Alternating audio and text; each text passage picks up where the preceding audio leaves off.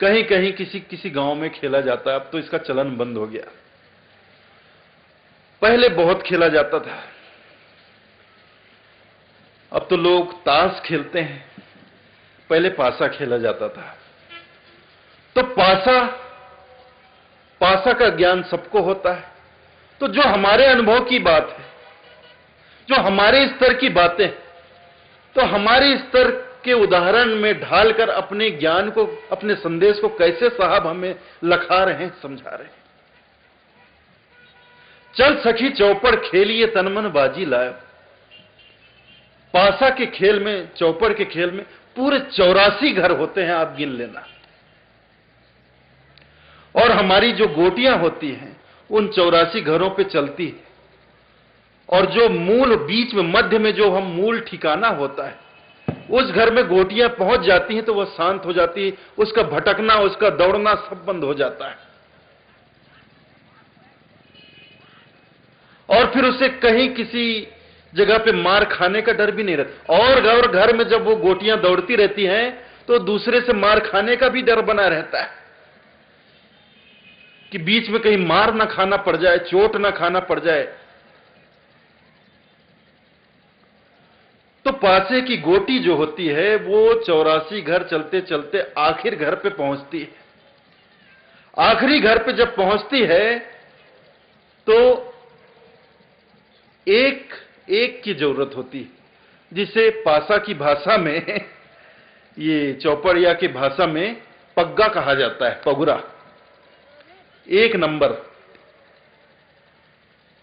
तो साहब कहते हैं 84 घर मरम के पौपे अटकी आए, पौपे अटकी आए। आखिरी घर पे आके गोटी अटकी हुई है। अब की पौ जो ना पड़े तो फिर 84 जाए। अब एक ही ऐसा पासा फेंको कि एक ही आए और वह गोटी अपने मूल ठिकाने में जाकर शांत हो जाए, उसका भटकना बंद हो जाए, उसे किसी के आघात का खतरा ना रहे, वह कहीं चोट ना खाए, वो मूल ठिकाने में पहुंचकर शांत हो जाए, उसकी भाग दौड़ बंद हो जाए, उसका भटकना शांत हो जाए। तो जो बहुत विवेक से, बहुत समझदारी से, बहुत धैर्य से, बहुत ध्यान से पासा फेंकते हैं तो उनका तो पगुरा आ जाता है और उनकी गोटी शांत हो जाती है।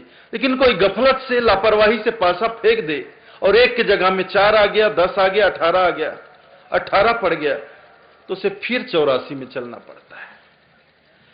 पगुरा से बाजी लगी, साहब कहते हैं, देखिए, पगुरा से बाजी लगी, परे 18 दाव, सार गवाया हाथ से सिर पर लागेगा। पगुरा से बाजी लगी और हमने लापरवाही से पासा फेंक दिया, पड़ गया 18।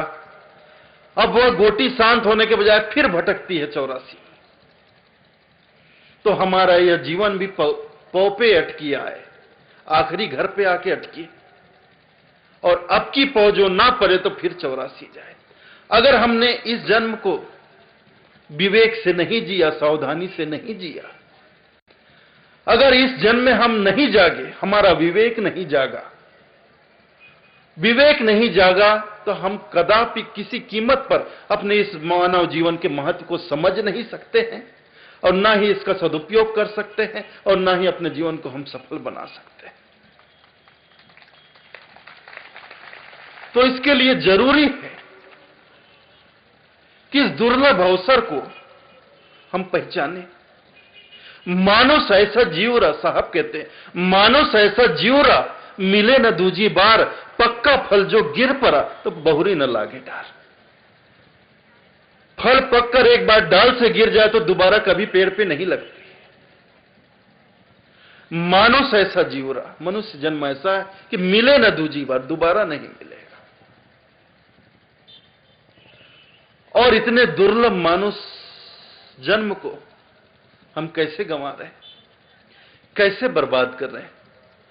दिवस गंवाया खाए के, रैन गंवाया सोए, हीरा जन्म अमोल का कौड़ी बदली जाए। यह जो हमने हीरा जन्म पाया है, मनुष्य जन्म हीरा जन्म है, हीरे की तरह अनमोल है, उसको हम कौड़ियों में बदल रहे हैं। दिवस गंवाया खाए के, खाने पीने में दिन भर मस्त रहे, मौज मस्ती में, और रैन गंवाया रात सोने में मस्त रहे। हीरा जन्म अमोल का कौड़ी बदली जाए।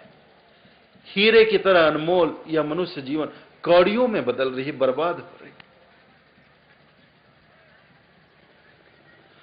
तो इतना विकास करते हुए हम इंसान बने, तो अब चाहिए कि एक कदम आगे और बढ़ाएं और साहब के परमात्मा के चरणों में विलीन हो जाएं, अपने को समर्पित कर दें। और जो परमात्मा में विलीन हो जाता है वह परमात्मा ही हो जाता है। हेरत हेरत हे सखी रहा कबीर हेराए, बूंद समानी समुद्र में सो कस हेरी जाए। बूंद समाना समुद्र में जानत है सब कोय, पर समुद्र समाना बूंद में ये जाने बिरला कोय।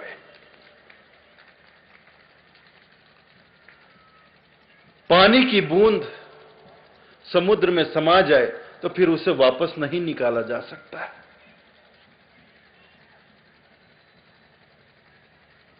और पानी की बूंद जब समुद्र में समाती है तो जाहिर है उसका अस्तित्व मिटता है।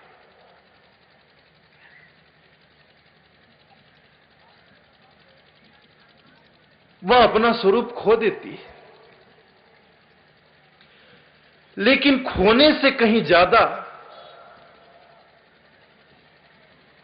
उसको उपलब्धि होती है। खोता है उसका छोटापन। बूंद की औकात क्या? सागर के सामने पानी की एक बूंद की क्या औकात? खोता है उसका छोटापन, मिटता है उसका छोटा सा अस्तित्व। लेकिन समुद्र में समाकर वह स्वयं समुद्र का रूप धारण कर लेती है। वह स्वयं समुद्र हो जाती, सागर हो जाती, सागर की तरह अथाह अपार हो जाती।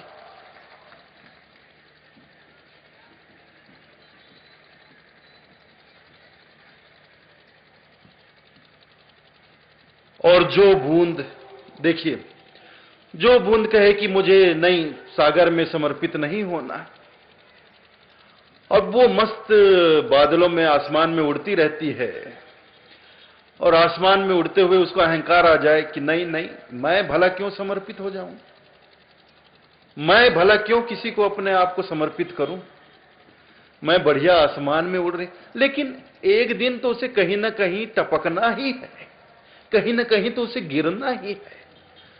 और वह उड़ते हुए किसी रेगिस्तान में चली जाए और तपते हुए जलते हुए रेत पर गिर जाए तो मिटना तो वहां भी है निश्चित। जलते हुए रेगिस्तान पर पानी की बूंद गिरे तो वहां क्या वो अपना अस्तित्व बचा पाएगी? नहीं, मिटना वहां भी है, लेकिन उस मिटने में उपलब्धि कुछ नहीं, उस खोने में पाना कुछ नहीं, वहां सिर्फ विनाश। वह जलकर भस्म हो जाएगी, मिलेगा कुछ भी नहीं।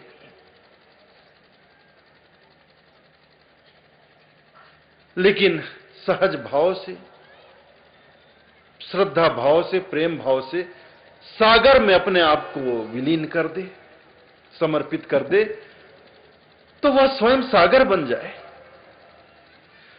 तो हम अपने आप को संसार में खपाएंगे तो मिलना कुछ नहीं।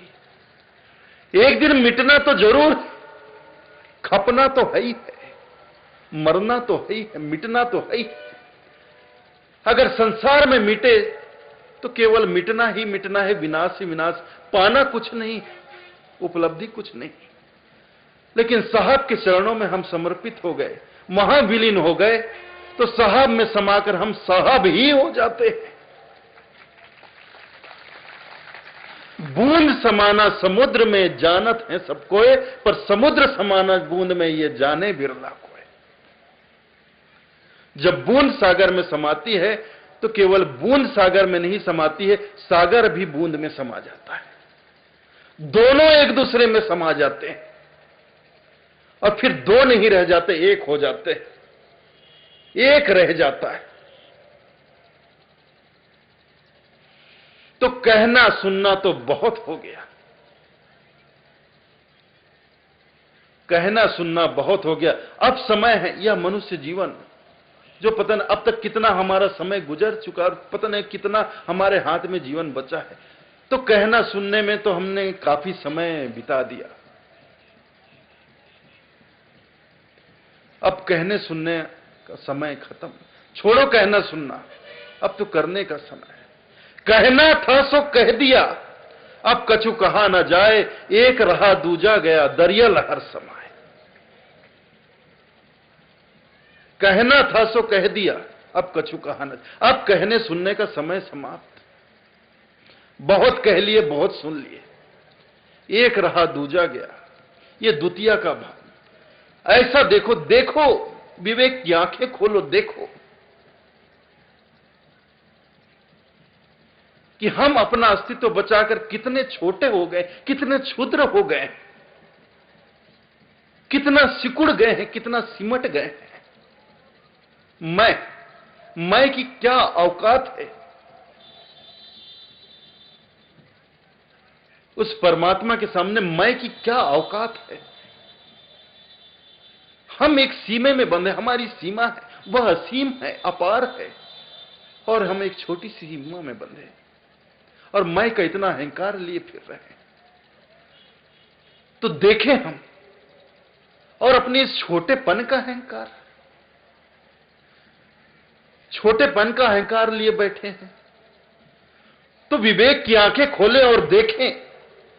साहब कहते हैं देख देख, देखत देखत ऐसा देख, मिट जाए द्वितीय हो जाए एक। देख और ऐसा देख। साहब कहते हैं देखत देखत ऐसा देख, मिट जाए द्वितीय हो जाए एक। दो का भाव मिटाओ, हो जाओ साहब में विलीन और साहब ही बन जाओ। एक रहा दूजा गया, दरिया लहर समाए। हम तो लहर हैं, दरिया में समा जाए, एक हो जाए, एक ही रहने।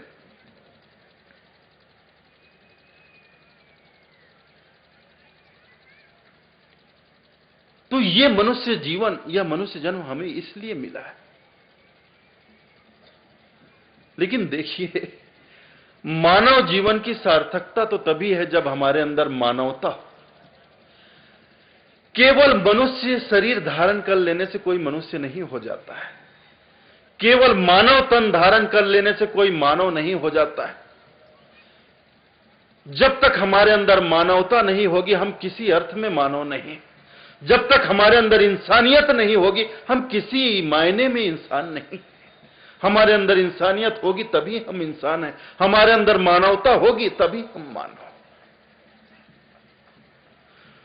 तो मानव जन्म तक आए हैं तो हम मानवता को अपनाएं, मानवीय गुणों को अपनाएं। लेकिन मानवीय गुणों का कहीं कुछ पता नहीं, वही पशु प्रवृत्ति को लिए बैठे। पशु वृत्ति में ही हमारा जीवन बीत रहा है। काम, क्रोध, मद, लोभ, इसी में डूबे। तो यह क्रोध जो है, हिंसा जो है, यह पशु वृत्ति है। तो पिछला शरीर छोड़ दिया तो पिछले जन्म का स्वभाव छोड़े, बदलें अपने स्वभाव। मानव जीवन में आ गए तो मानवता को धारण करें।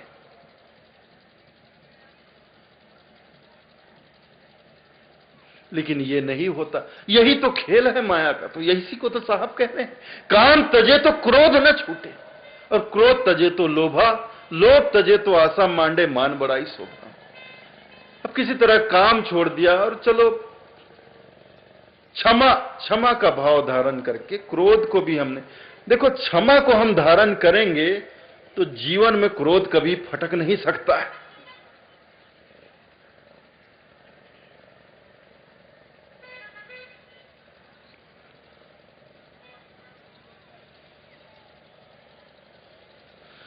जहां दया तहां धर्म है, जहां लोभ तहां पाप, जहां क्रोध तहां काल है, और जहां क्षमा तहां आप। साहब कहते हैं जहां क्षमा है तहां साहब स्वयं है। जहां क्षमा तहां आप, और जहां क्रोध तहां काल है।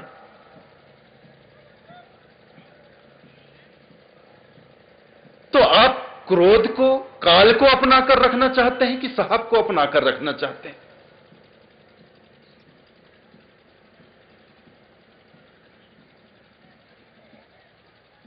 जहां क्रोध तहां काल, क्रोध को रखेंगे तो वहां काल होगा, और क्षमा को धारण करेंगे, जहां क्षमा तहां आप, क्षमा को धारण करेंगे तो वहां साहब विराजमान होंगे।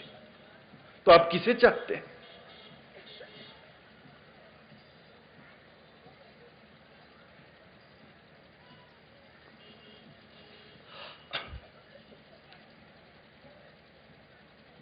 देखिए, छोटी छोटी बातों पर हिंसा होती है, लड़ाइयां होती, क्रोध, कितना क्रोध हमारे मन में भरा है। अब क्रोध भरा है तो हमारे मन में काल का वास है, जहां क्रोध तहां काल। तो आप तय करो, ये हमें तय करना है कि हमें काल को धारण करना है कि साहब को धारण करना है। तो क्रोध के साथ काल है और क्षमा के साथ साहब है, स्वयं है। जहां क्षमा तहां आप। तो हमें कौन प्रिय है? कौन प्रिय है? काल प्रिय है कि साहब प्रिय है? और ये इस बात का प्रमाण है, कोई क्रोध करता है तो आप समझ लेना इसको काल प्रिय, साहब से इसको कोई प्रेम नहीं, सदगुरु से कोई प्रेम नहीं। इसने काल से प्रेम किया, काल को अपनाकर रखा हुआ है। जो क्रोध करे समझ लेना यह साहब का प्रेमी नहीं, यह परमात्मा का प्रेमी नहीं, यह भगवान का प्रेमी नहीं, यह तो काल का प्रेमी है। इसने काल को अपनाकर रखा हुआ है। अगर वह साहब का प्रेमी होता, सदगुरु का प्रेमी होगा, तो वह क्षमा को अपनाकर रखेगा, क्योंकि जहां क्षमा है वहीं आप हैं, वहीं स्वयं परमात्मा है, वहीं स्वयं सत्पुरुष है, वहीं साहब है, वहीं सदगुरु।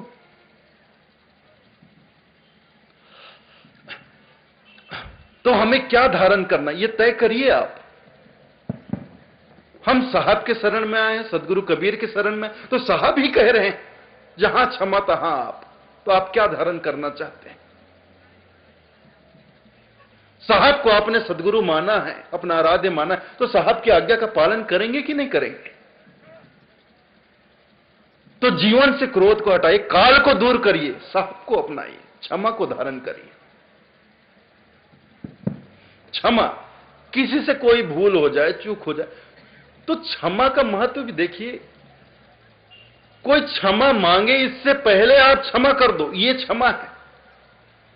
इंतजार न करो कि किसी से कोई गलती हो गई, किसी से कोई भूल हो गई, या किसी ने जाने अनजाने हमारा नुकसान कर दिया तो बैठे हैं क्षमा मांगे वो, तब हम क्षमा करेंगे।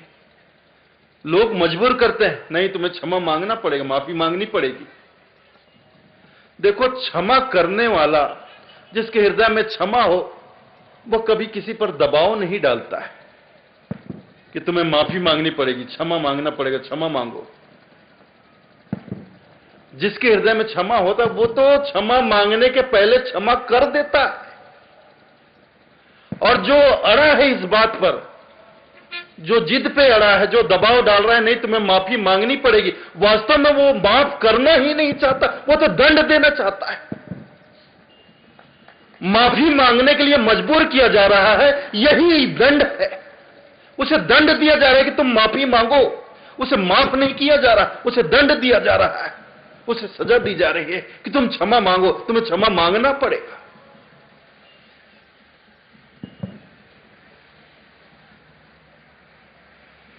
तो किसी के क्षमा मांगने पर, और इस तरह मजबूर करके किसी क्षमा मंगवाओगे तो कोई उसका मतलब निकलता है। ठीक है, मजबूरी में, तुम बड़े हो वो छोटा है, डर में माफी, जबान से माफ कर दो भाई साहब, जबान से बोलेगा माफ कर दो भाई साहब, लेकिन मन में तुमको 10 गालियां देता रहेगा। तो ऐसे क्षमा से क्या मतलब है मेरे भाई?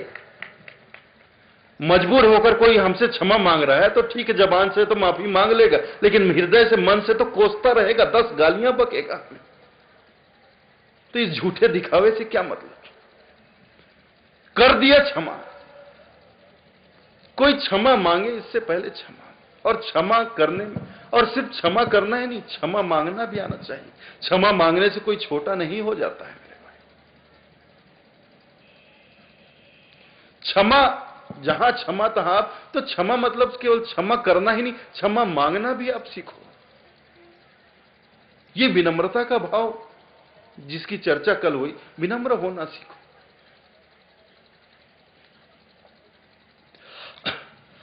मैंने कल बताया था ना कि विनम्रता, जिसके पास कुछ होता है, जिस वृक्ष पर फल लगते हैं वह वृक्ष अपने आप झुक जाता है, झुका होता है।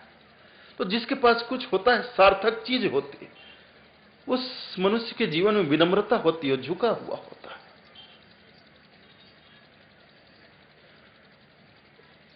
और यह भी बहुत बड़ा सच है।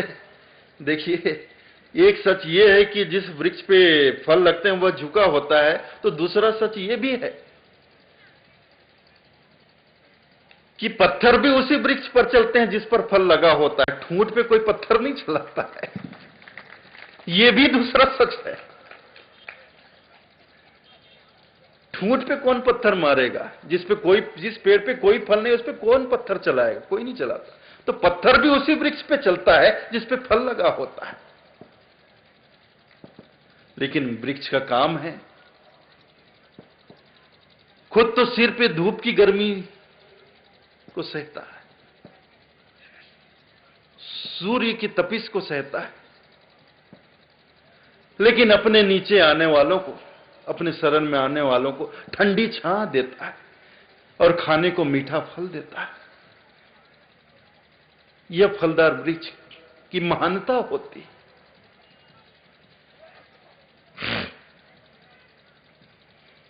तो कभी भूल चूक हो जाए तो ठीक है, हो जाती है गलती, हर इंसान से चूक होती है, भूल होती है, तो क्षमा मांगने से सद्भावना बनती है।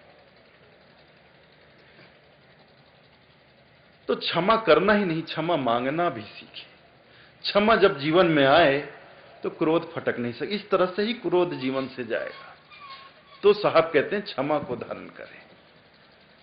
लेकिन क्षमा को धारण करके क्रोध को छोड़ दिया तो साहब कहते हैं काम तजे तो क्रोध न छूटे, क्रोध तजे तो लोभा। फिर लोभ पकड़ लेता है।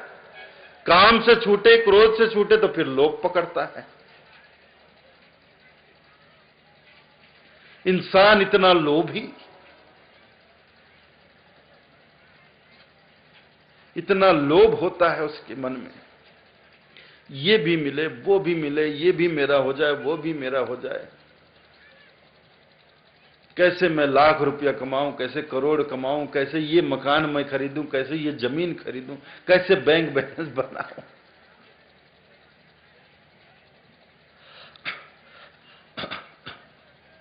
और किसके लिए? अपने लिए, परिवार के लिए, जो कोई भी साथ देने वाला नहीं उनके लिए।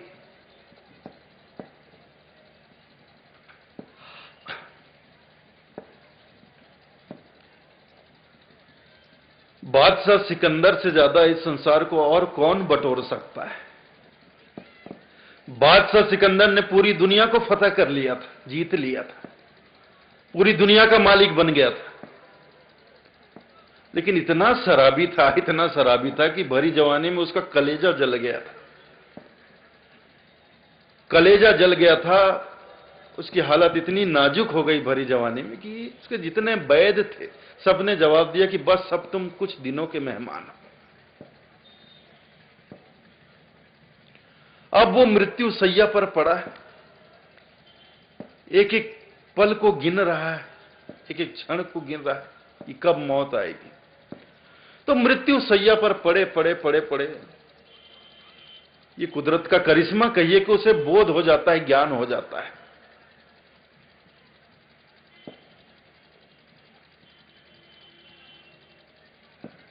यह संसार तो निरर्थक है, यह संसार तो क्षणभंगुर है, परिवर्तनशील है।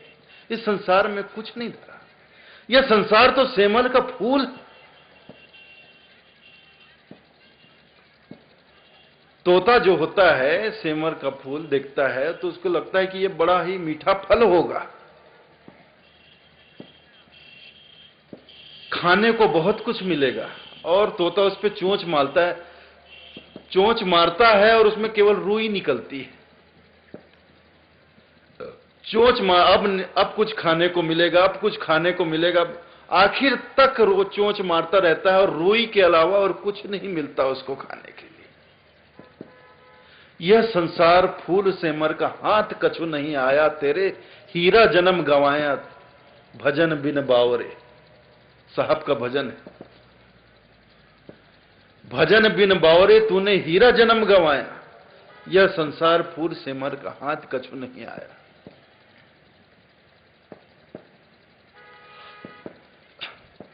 तो ये बोध उसको हो जाता है कि संसार में कुछ नहीं धरा,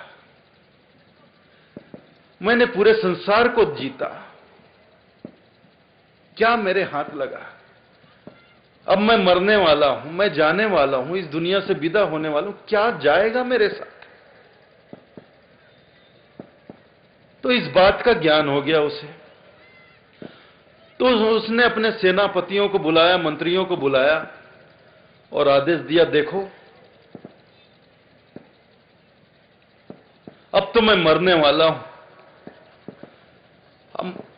जब मर जाऊं मैं तो मुझ पर एक कृपा करना, मेरा जनाजा जब निकलेगा तो मेरे दोनों हाथ कफन से बाहर कर देना। ऐसा निवेदन, उसने अंतिम निवेदन किया और ऐसा ही हुआ। बादशाह सिकंदर जब मरा, उसका जनाजा निकला तो कफन से उसके दोनों हाथ बाहर कर दिए गए थे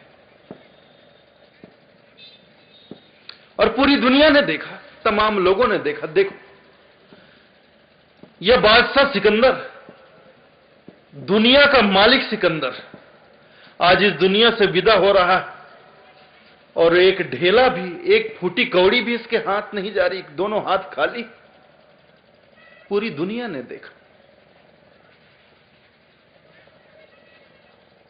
बादशाह सिकंदर के हौसले तो आली थे, जब गया था दुनिया से दोनों हाथ खाली थे।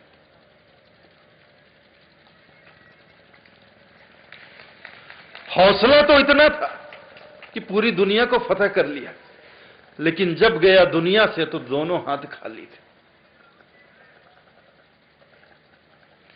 तो पूरी दुनिया को जीतकर जब वह एक फूटी कौड़ी नहीं ले जा सका मेरे भाई, तो हम क्या ले जाने की उम्मीद करते हैं? जो इतना भाग रहे हैं संसार के पीछे कि ये मेरा हो जाए, ये मेरा हो जाए, ये मकान मेरा हो जाए, ये जमीन मेरी हो जाए, कितना रुपया पैसा मेरा हो जाए।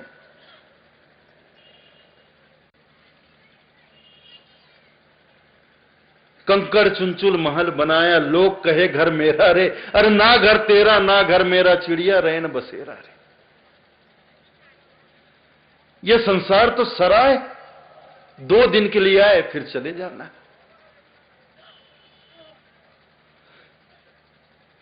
सराय में कोई डेरा जमाता है क्या? सराय में तो मुसाफिर ठहरते हैं, रात गुजारा सुबह फिर चल पड़े। सराय को कोई अपना घर बनाता है? नहीं बनाता है। ये संसार तो सराय है, लेकिन इस सराय को ही हमने अपना घर समझ लिया। इस सराय में मुसाफिर क्या क्या तमाशा हो रहा। साहब कहते हैं, कोई बटोरे कंकड़ पत्थर, कोई बैठा रो रहा। इस सराय में मुसाफिर क्या क्या तमाशा हो रहा। और हीरे जवाहरात क्या है, उसको इतना कीमती समझ, कंकड़ पत्थर ही तो है। हीरा क्या है? कार्बन है, कोयला है, कुछ अच्छी किस्म का कोयला है, अच्छी किस्म का पत्थर, बस इतना ही है। तो पत्थर ही है, तो वो कंकड़ पत्थर ही। तो कोई बटोरे कंकड़ पत्थर, कोई बैठा रो रहा। किसी को मिल गया तो वो खुशी में पागल हो रहा है, किसी को नहीं मिला तो बैठ के रो रहा है कि मुझे नहीं मिला। इस सराय में मुसाफिर क्या क्या तमाशा कर रहा। संसार के प्रति इतना लोभ है हमें।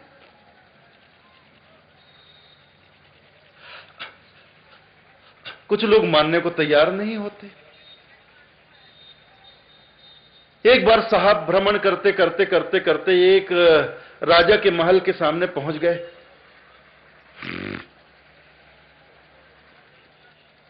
शाम का समय हो गया था, राजा के महल के सामने साहब पहुंच गए। तो दरवाजे पर द्वारपाल खड़े थे। साहब ने कहा, भाई मैं मुसाफिर हूं, मुझे इस सराय में रात गुजारनी है, विश्राम करना है, सुबह मैं चला जाऊंगा। तो द्वारपाल कहते हैं, फकीर पागल हुआ क्या? ये सराय दिखता है तुझे? ये तो बादशाह का महल है। तू बादशाह के, राजा के महल को सराय कहता है? अरे भाई, ये सराय ही है। कौन कहता है ये किसी का घर है? ये सराय ही है। साहब बढ़ गए, नहीं ये सराय ही है, मैं यहां रात गुजारूंगा और मुझे यहां रहना थोड़ी, घर थोड़ी ना बसाना, सुबह चले जाना। तो द्वारपाल भी अड़ गए, हल्ला गुल्ला होने लगा, आवाज राजा तक पहुंच गई। तो बादशाह दरवाजे पे आ गया, द्वार पे आ गया।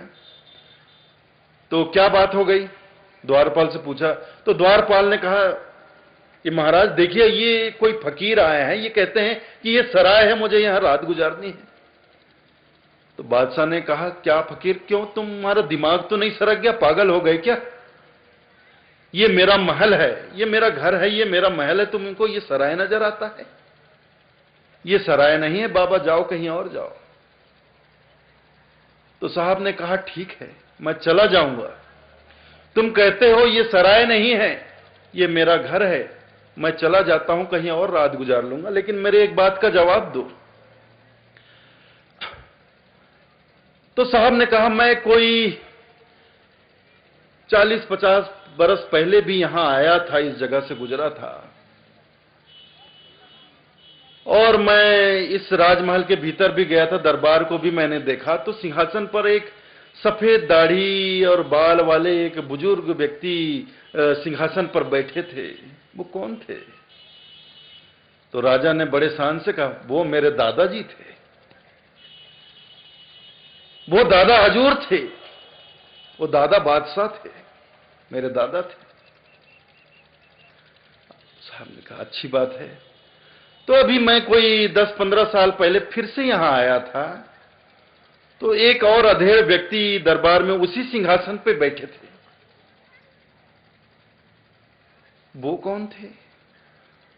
तो राजा ने बड़ी शान से कहा, वो मेरे पिता हुजूर थे, वो मेरे पिता थे, बादशाह थे। तो साहब ने कहा, आप? अब मैं राजा हूं, यहां का मालिक। तो साहब ने कहा, फिर तुम्हारे दादाजी कहां गए, तुम्हारे पिताजी कहां चले गए? वो सब तो चले गए, मृत्यु हो गई, उनकी मृत्यु हो गई, चली गई। ठीक है राजन, तुम कहते हो यह सराय नहीं है, यह घर है, तुम्हारा महल है, तो मैं चला जाता हूं, लेकिन मुझे ये बताओ, क्या गारंटी है इस बात की कि मैं 2, 4, 5, 10 साल के बाद दोबारा आऊंगा तो आप मुझे यहां मिलोगे? जब तुम्हारे दादाजी यहां नहीं रह सके, चले गए, तुम्हारे पिताजी नहीं रह सके, वो भी चले गए, तो तुम्हारी क्या गारंटी है कि 10 साल बाद तुम मुझे यहां मिलोगे? तुम नहीं जाओगे। ठीक है महाराज, मैं चलता हूं। साहब ने कहा, मैं चलता हूं। साहब चलने लग गए। तो राजा ने कहा, बाबा रुको, रुको, तुम रुको, तुम यहां ठहरो, अब मैं जाता हूं यहां से। उसको बात समझ में आ गई। तो इस सराय को हमने अपना घर बना लिया, इसे हम अपना घर समझ, और ऐसी तैयारी में लगे हैं, इस तरह की तैयारी कर रहे हैं, इस तरह से संसार बटोर रहे हैं कि जैसे अब सदा सदा हमें यहीं रहना, अब यहां से हमें कहीं जाना ही नहीं, जैसे कोई 2-4 हजार साल हम यहां जिएंगे। इस तरह की तैयारी में जिसे देखो इसी तैयारी में लगा दिखता है कि ये भी बटोर लें, वो भी अपना बना लें, इसको भी बटोर लें। हजारों साल की व्यवस्था के लिए इस तरह से हर आदमी जिसे देखो भाग रहा है, दौड़ रहा है, पागल हुआ है।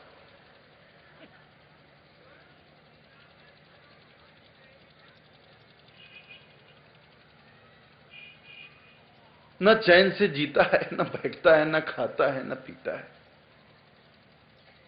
बेचैन, टेंशन में, चिंता में, तनाव में भाग रहा है।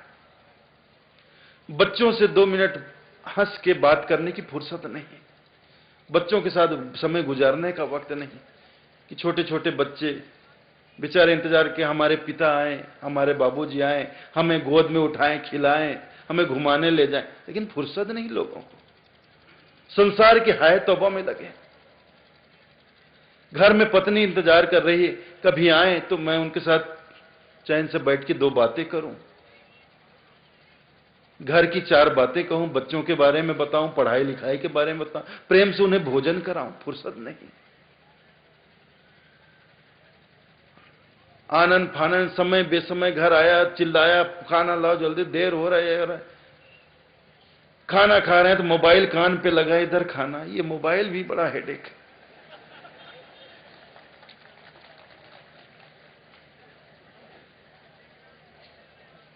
मैं तो यहां तक देखा, मैं एक बार एयरपोर्ट पे था, अब बताते हुए बड़ा मतलब अटपटी सी बात है, कैसे बताऊं ऐसा भी लग रहा है, लेकिन बताता हूं आपको। मैं एयरपोर्ट पे मैं कहीं जा रहा था, इधर दिल्ली जा रहा था, कहीं जा रहा था, तो लघु शंका के लिए मैं टॉयलेट में गया। वहां गया तो एक आदमी लघु शंका के लिए मतलब खड़ा था और मोबाइल पे फान बात कर, मतलब चैन से वो लघु शंका भी नहीं कर रहा है। मैं क्या, हद हो गई यार।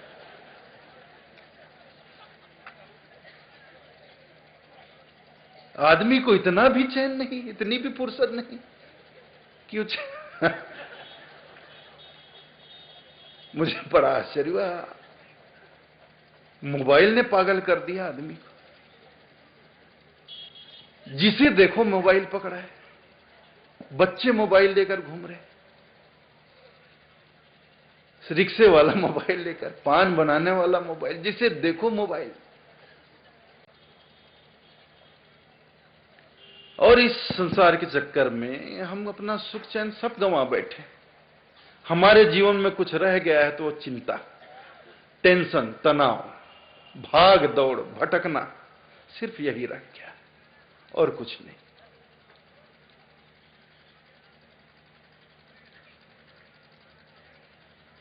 तो लोभ को कम करें, संसार से इतना ही लें जितने की हमें आवश्यकता है।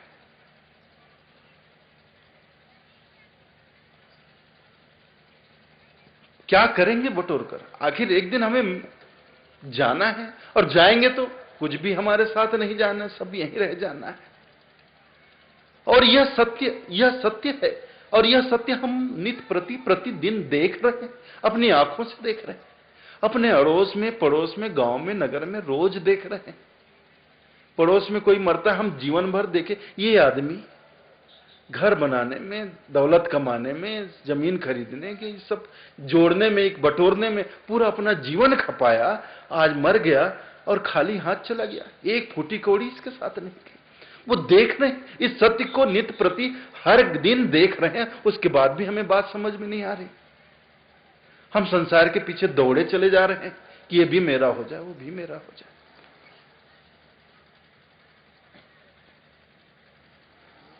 अरे संसार में कभी कुछ भी किसी का नहीं हुआ।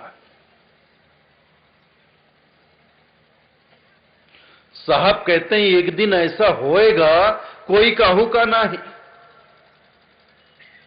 क्या कहते हैं साहब? एक दिन ऐसा होएगा कोई काहू का नहीं। अरे घर की नारी क्या कहे, तन की नारी जाही। घर की नारी तो दूर, ये तन की नारी भी साथ छोड़ देने वाली है, तो आप क्या ले जाने की उम्मीद करते हो? क्या आपके साथ जाएगा?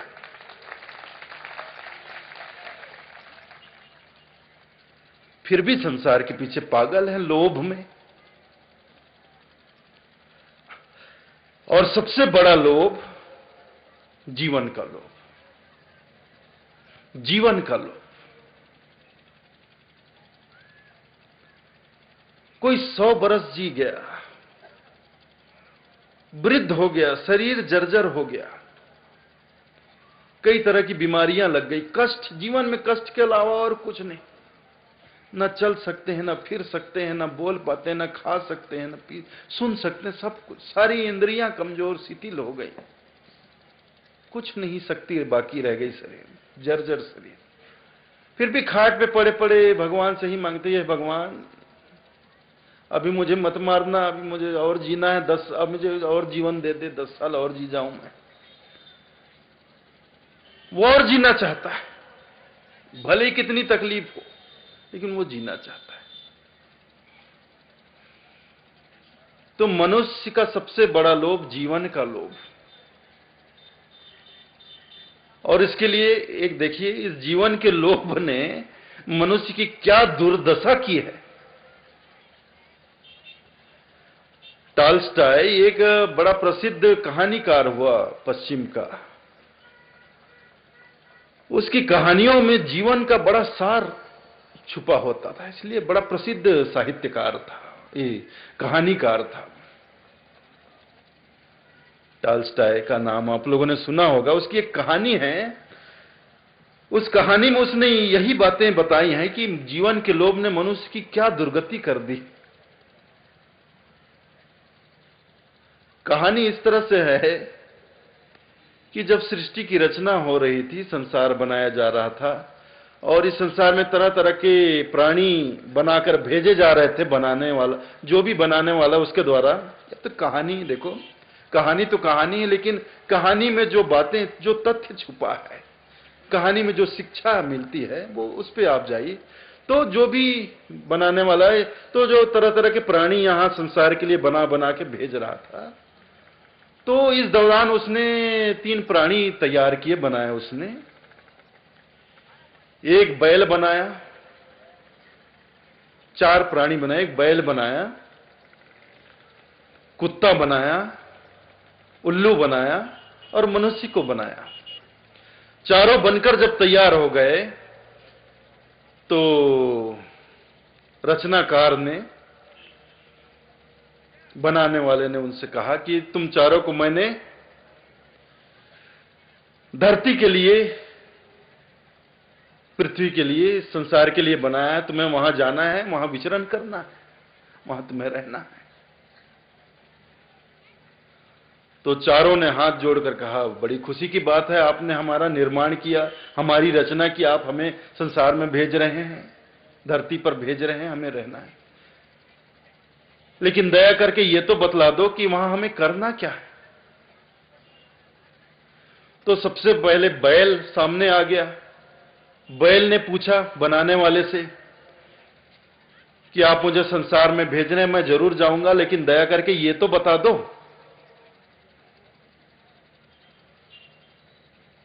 कि मुझे संसार में करना क्या होगा। तो बनाने वाले ने कहा, भाई संसार में तो तुम्हें बोझा ढोना पड़ेगा, संसार का बोझ उठाना पड़ेगा। तो बैल कुछ उदास हो गया, बोला बोझा उठाना पड़ेगा, बोझ ढोना पड़ेगा, ये तो बड़े कष्ट का काम है। अब दया करके ये भी बता दो, ठीक है जब ये काम करना है तो करूंगा, लेकिन ये भी बता दो दया करके कि मुझे वहां जीना कितने दिन है, रहना कितने दिन है। तो रचनाकार ने कहा 40 बरस तुम्हें वहां रहना पड़ेगा। उसकी उम्र तय कर दी उसने, 40 बरस तुम्हें संसार में रहना पड़ेगा। तो बैल दुखी हो गया, उसने निवेदन किया, हाथ जोड़कर प्रार्थना की कि बोझा ढोने का काम और 40 बरस तक, 40 बरस बोझा ढोते ढोते मेरी कमर टूट जाएगी, भगवान दया करो, मेरी उम्र कुछ कम कर दो, 40 बरस तक तो मैं बोझ नहीं उठा सकता, दया करो। तो बनाने वाले ने कहा, देखो जो तय हो गया वो तय हो गया, अब ये बदल नहीं सकता, 40 बरस तुम्हें जीना है, मतलब जीना है, 40 बरस संसार में रहना। तो गिड़गिड़ाने लगा बैल, कुछ तो करो, कैसे भी करो, मेरी उम्र कम करो। तो भगवान ने कहा, बनाने वाले ने कहा, अब कम तो नहीं हो सकता, लेकिन एक काम जरूर हो सकता है, कोई दूसरा अगर तुम्हारी उम्र लेना चाहे तो जरूर तुम्हारी उम्र कम हो सकती है। तो ठीक है भगवान। बैल एक तरफ, कुत्ता सामने आया। कुत्ता ने पूछा, मेरा क्या काम होगा संसार में? तो भगवान ने कहा, भाई वहां तो तुम्हें लोगों की रखवाली करनी पड़ेगी, और बुरा ना मानना, कभी कभी दुलत्ती भी खानी पड़ेगी, लात भी पड़ेगी तुम्हें। तो कुत्ते ने कहा, भगवान ये भी बड़े दुख का काम है, ये तो कष्ट का काम है, तो दया करके मेरी भी उम्र कुछ कम कर दो। तो भगवान ने उसे भी वही जवाब दिया, कोई तुम्हारी उम्र ले तो तुम्हारी उम्र कम हो सकती है। फिर उल्लू आ गया। उल्लू ने पूछा, मैं क्या करूंगा संसार में? तो भगवान ने कहा, देखो भाई उल्लू, बुरा मत मानना, लेकिन तुम्हारी हालत संसार में बड़ी बुरी होगी। लोग तुम्हें मनहूस समझेंगे, कोई तुम्हें पसंद नहीं करेगा, सब तुम्हें भगाएंगे, कोई तुम्हें देखना भी पसंद नहीं करेगा। सब तुम्हारा तिरस्कार करेंगे। तो उल्लू ने कहा, भगवान ये तो बहुत ही कष्ट का काम है, मैं 40 साल अपना तिरस्कार कैसे सहूंगा? तो दया करो, मेरी उम्र कम कर दो। तो भगवान ने उसे भी यही कहा कि कोई तुम्हारी उम्र ले ले तो तुम्हारी उम्र कम हो जाएगी। फिर मनुष्य आया। मनुष्य ने पूछा, भगवान मुझे क्या करना है संसार में? तो भगवान ने कहा, तुम्हें तो संसार का भोग करना है, तुम तो संसार में राज करोगे, भोग करोगे। तो मनुष्य बड़ा प्रसन्न हो गया, खुश हो गया। उसने कहा, भगवान तब तो 40 साल की मेरी उम्र बहुत कम है। जब जाकर संसार में राज करना है, संसार का भोग ही करना है, तो भगवान केवल 40 बरस भोग करने के लिए, भगवान 40 बरस तो बहुत कम है, कुछ मेरी उम्र बढ़ा दो। तो भगवान ने बैल, कुत्ते और उल्लू की 20-20 साल की उम्र निकाल के मनुष्य को दे दी। तो मनुष्य की उम्र 40 से 100 बरस की हो गई। आज भले ही ना जीता हो आदमी 100 बरस, लेकिन एक जमाना था जब आदमी 100 बरस से भी ऊपर जीता था। शुद्ध आहार था, शुद्ध विहार था, शुद्ध आचार था, विचार था, इतना प्रदूषण नहीं था, इतनी बीमारियां नहीं थी। तब एक समय था जब लोग 100 बरस जीते थे। तो मनुष्य की उम्र 100 बरस हो गई। तो इस जीवन के लोभ ने संसार में मनुष्य की क्या दुर्दशा की, अब देखिए। उसे अपनी उम्र तो मिली थी 40 बरस की, उसको 40 बरस का जीवन मिला था।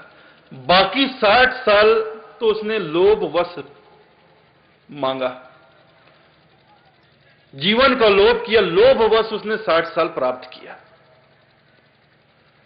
तो 40 साल जो पहले उसके लिए तय था, तो मनुष्य इस संसार में 40 साल तक ही ठीक ठाक जी पाता है, तंदुरुस्त रहता है, हट्टा कट्टा रहता है, सुखी रहता है, मस्त रहता है, काम करता है, खाता पीता है, घूमता है, कमाता है, मगन रहता है, संसार का भोग करता है।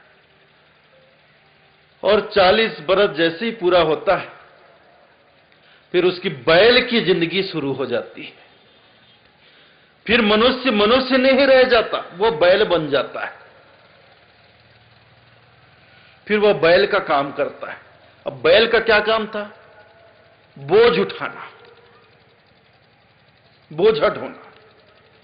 काम करते करते कमर टूट गई, शरीर थक गया, लेकिन परिवार का बोझ है, तो बोझ तो उठाना पड़ेगा।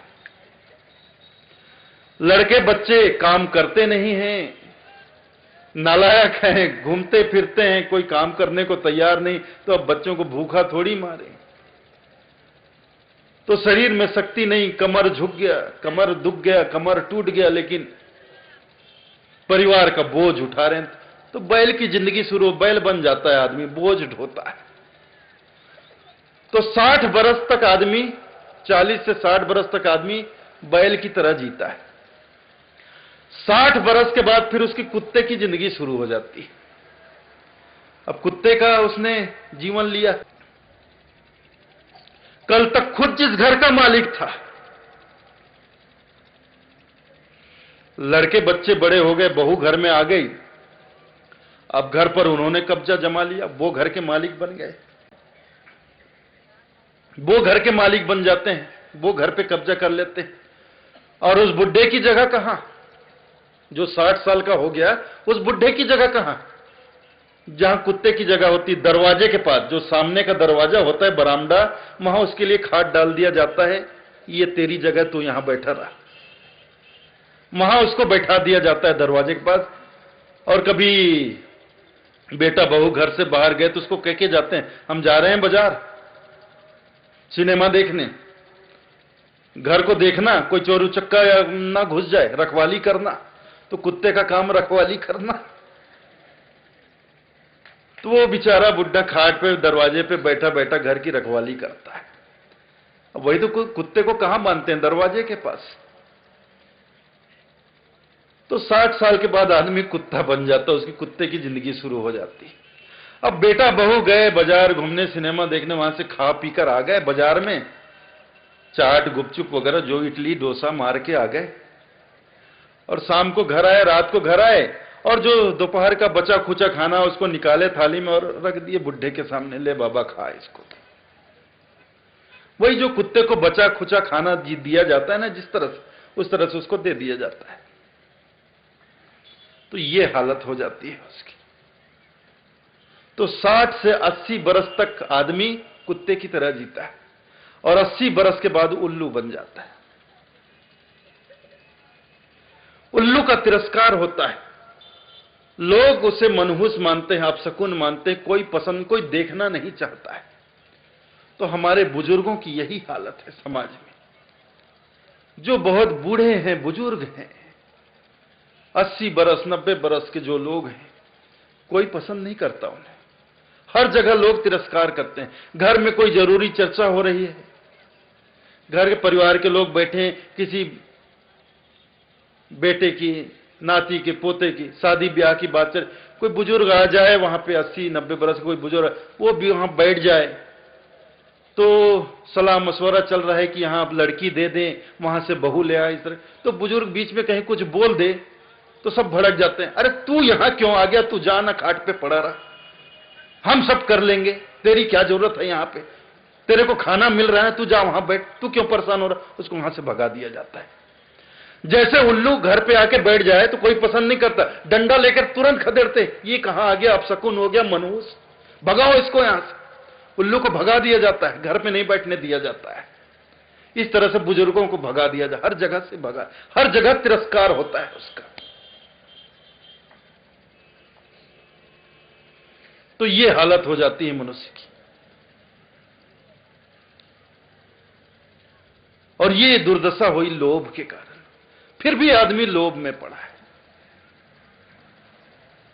लोभ किए जा रहा है, ये भी मिले, वो भी मिले, वो भी मिले, लोभ नहीं छोड़, कितना भी कष्ट मिले लेकिन लोभ नहीं जाता है। तो साहब कहते, काम तजे तो क्रोध न छूटे, क्रोध तजे तो लोभा, और लोभ तजे तो आशा मांडे, मान बड़ाई शोभा। और किसी प्रकार लोभ को भी छोड़ दिया तो फिर आशा तृष्णा जीवन से नहीं जाती है।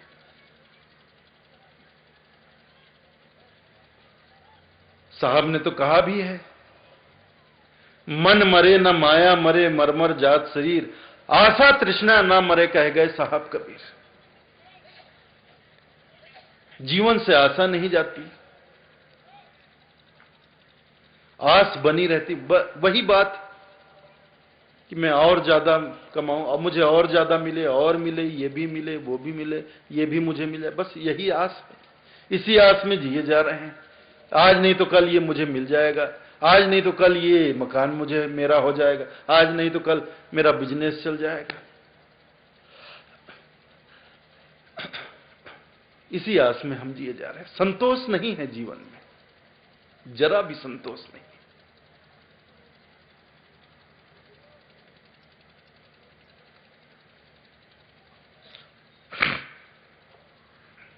और संतोष इसलिए नहीं है जीवन में क्योंकि हम सदा अपने से ऊपर को देखते हैं।